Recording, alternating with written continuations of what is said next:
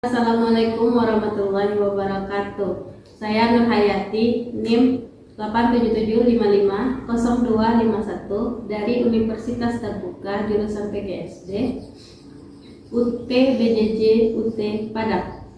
Hari ini saya akan mengadakan praktikum mengenai pengelompokan bahan makanan dan menjelaskan jenis-jenis zat yang terdapat di dalam makanan. Nah, di sini kita dapat melihat ada beberapa macam jenis bahan-bahan makanan yang mana di dalamnya terdiri dari protein, karbohidrat, lemak, dan vitamin. Baiklah, mari sama-sama kita kelompokkan beberapa bahan-bahan makanan di sini. Yang pertama di sini ada nasi. Nasi termasuk ke dalam kelompok karbohidrat. Kemudian kita ada telur yang termasuk ke dalam protein, tahu ke dalam protein, dan buncis ke dalam lemak. Selanjutnya kita ada buah semangka yang termasuk ke dalam vitamin. Kemudian ada jambu air, tomat, dan nangka yang termasuk ke dalam vitamin. Selanjutnya, kita di sini terdapat minyak goreng yang termasuk ke dalam lemak.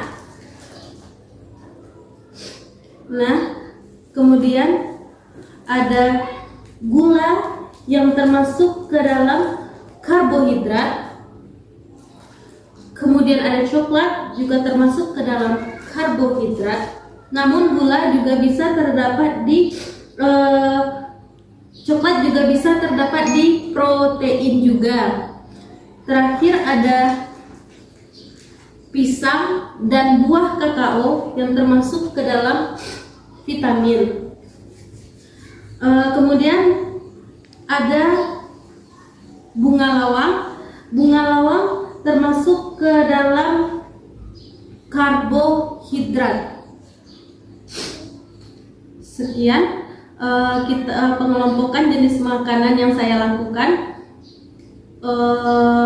Dapat kita saksikan di sini bagian-bagian dari protein, karbohidrat, lemak, dan vitamin. Makanan yang kita konsumsi mengandung nutrisi penting yang dikategorikan sebagai makronutrisi yang dibutuhkan dalam jumlah besar dan mikronutrisi yang dibutuhkan dalam jumlah yang kecil. Berikut adalah penjelasan mengenai 4 zat utama yang terdapat di dalam jenis-jenis zat makanan. Pertama, karbohidrat.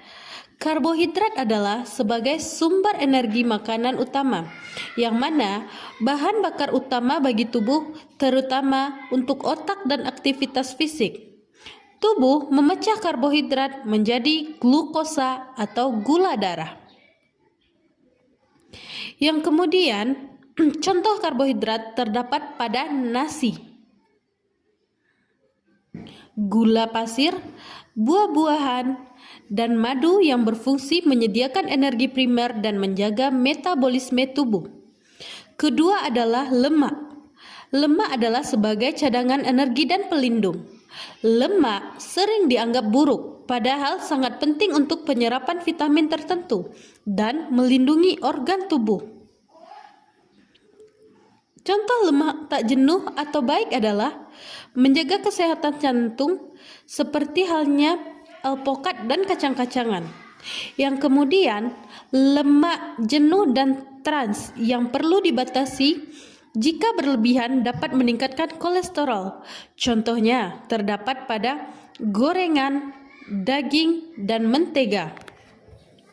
Fungsi lemak, cadangan energi jangka panjang, isolator suhu tubuh, dan penyusun membran sel.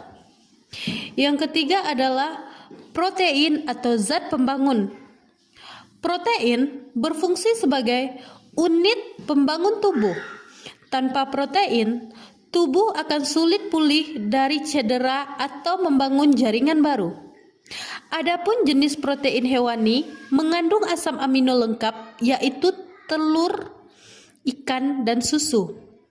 Dan protein nabati pada sumber protein nabati dari tumbuhan terdapat pada tahu, tempe, kedelai, dan kacang polong. Fungsinya untuk memperbaiki sel yang rusak, pertumbuhan otot, serta membentuk enzim dan hormon. Yang terakhir adalah vitamin. Sebagai zat pengatur, berbeda dengan tiga zat di atas. Vitamin adalah mikronutrisi yang tidak menghasilkan energi, tetapi sangat penting untuk fungsi organ. Contoh dan fungsi vitamin: pertama, vitamin A berfungsi untuk kesehatan mata dan imun, terdapat pada wortel dan hati. Kemudian, vitamin B kompleks untuk metabolisme energi, terdapat pada biji-bijian dan telur. Vitamin C sebagai daya tahan tubuh dan kesehatan kulit, terdapat pada jeruk dan jambu. Kemudian, vitamin D sebagai kesehatan tulang dan penyerapan kalsium, terdapat pada sinar matahari dan minyak ikan.